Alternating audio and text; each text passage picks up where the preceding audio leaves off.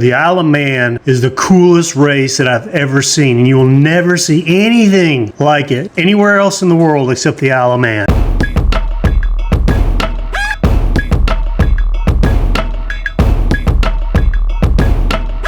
All right, welcome back to Dave's World. We are going to get into the insane world of sidecar racing. I've been promising to do this video for like 4 months now, and I'm finally getting to it. It's all this election crap we have here in the United States, and I am ready to get into this because the Isle of Man is the coolest race that I've ever seen, and you will never see anything like it anywhere else in the world except the Isle of Man. So they do that on motorcycles. These bros do this with sidecars.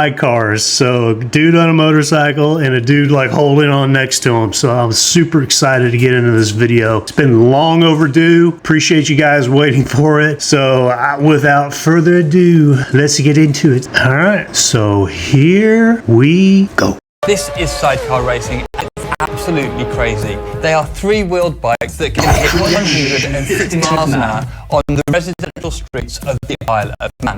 But what's incredible is that it takes two people to drive this thing. One on the controls and one manipulating the balance of the bike. And controlling this thing at that sort of speed with walls, curbs and blind crests must be terrifying, but not as much as being the passenger whilst doing that. So today, let me explain the engineering and the insane driving skill behind sidecar racing.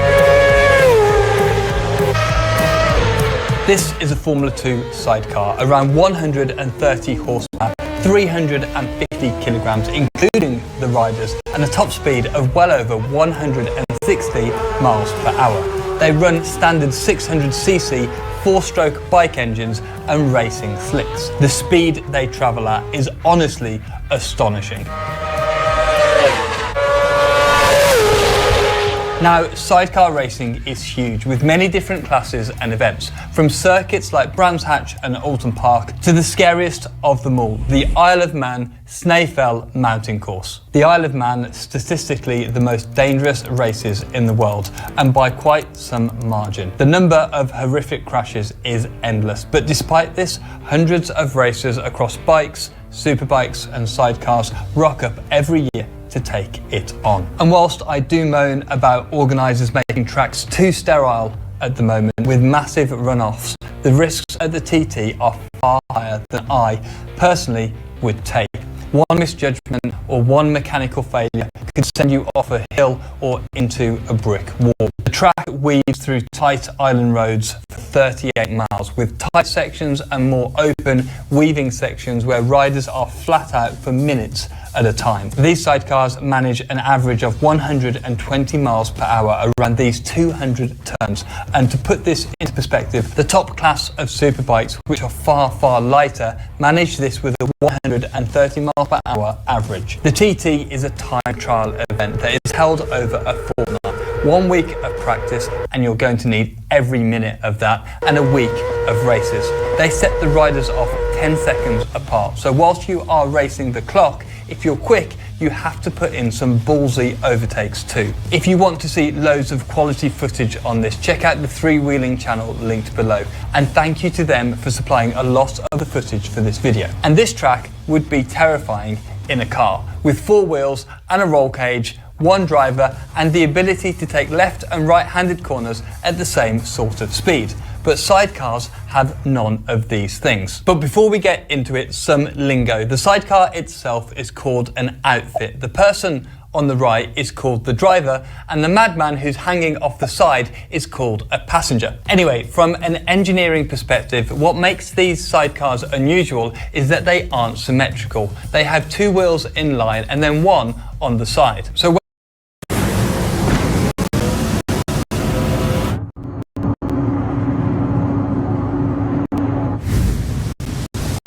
when I'm driving on track, whether it's in Caterhams or Formula 1 cars, you get a feel for the car's cornering ability and then apply this to both left-handers and right-handers. However, these sidecars actually take right-handers far quicker than left-handers. And this is down to, in right-handers, the outfit leaning on that sidecar wheel, where in left-handers, the whole thing wants to tip over. Years ago, these outfits used to look more like a bike and sidecar. However, now they are bespoke racing units with advanced aero and much improved performance. They are powered by a single rear wheel, the one behind the driver, and are steered by the front wheel through some very small handlebars. They can also outbrake superbikes down to the huge slick tyres and the enormous car brakes that stop all three wheels. And look here, they use flat racing tyres rather than the rounded bike tyres, so they have a much larger contact patch, so more grip in the corners and especially on the brakes. Now to the question I'm sure you're all wondering, what about the dude on the back? Well, they are called passengers, or more casually, monkeys. And that kind of makes sense. These guys have to be incredibly fit just to hold on at these speeds and G-forces. Their role is to maintain the balance of the outfit. Without them, the sidecar just wouldn't work. It would be minutes a lap slower around the TT course. So they cling on, staying out of the airflow on the straights and hang off either side around the corners, essentially making up for the uneven handling of the sidecar. Around right-handers, they climb over the top of the driver to keep the weight on the inside tyres. Then on left-handers, they hand precariously over the side of the bike. And this is the bit that looks the most sketchy. They very often skid their backs along the surface of the track and can even get knocked off if the driver gets it wrong. Along the straights, they duck out of the airflow, then pop up in the braking zones to add as much drag as possible. Then as the driver turns into the corner, they have to quickly but carefully get in position so that the bike sticks. So in a car, you trail brake into the corner, meaning you gently release the brake pressure as you enter. This is all to transfer the weight of the car as gently as possible. On a sidecar, the driver is still doing this, but with the added component of another person moving around too. And it must be so tough to coordinate these two things perfectly. Some passengers even count or feel the bumps. Also, they don't need to pop their head up to see when the next corner is coming, which around a 38-mile lap is mighty impressive. As you can imagine, it takes enormous trust from both parties. The driver has to trust that the passenger will be in place to give him grip when he needs it.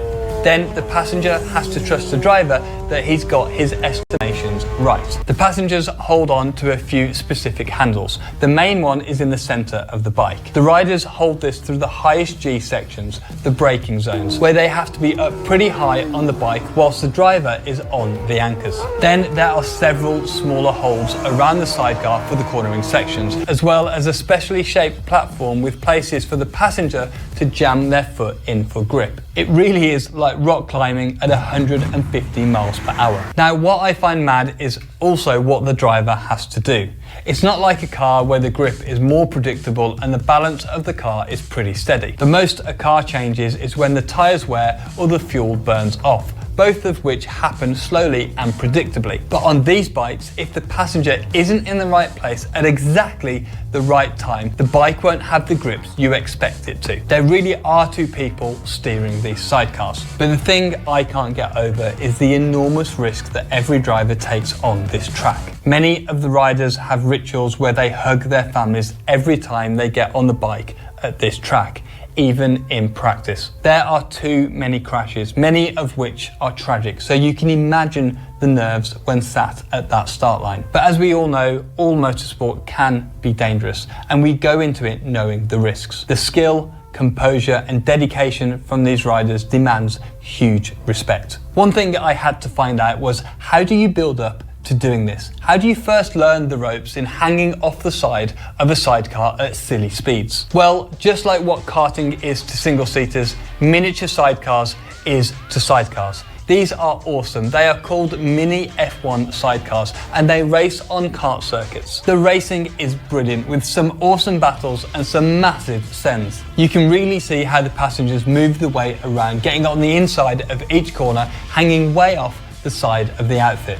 You know, that is truly amazing. I don't know how you get in it. I remember seeing, you know, the old-timey sidecar racing when I was younger, but, you know, to be able to, it's really amazing how that sport has improved, the technology, the tires, just the physicality in every sport, whether it's football, soccer, baseball, the athleticism just always increases on this stuff. And man, it is so crazy crazy. This is the fastest I don't know. Formula 1 car. They talk about how people get into this, and I think alcohol probably has something to do with it. You'd be crazy enough to get on something like that, and just for like the first time, that liquid courage, not in a TT race, but just, you know, going slow around like a mini track or something like that. You definitely have to be a different kind of person to be able to do something like this. It's true. This is really cool. I'm finally glad I got around to doing this, and I hope it gets posted on YouTube. If not, I just wasted a shitload of time doing a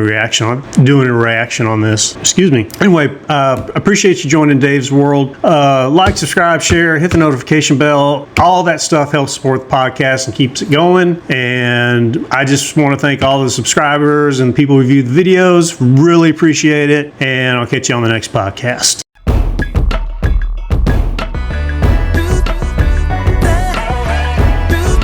In Finland, kids in nursery school are learning to discern between fake news and real news.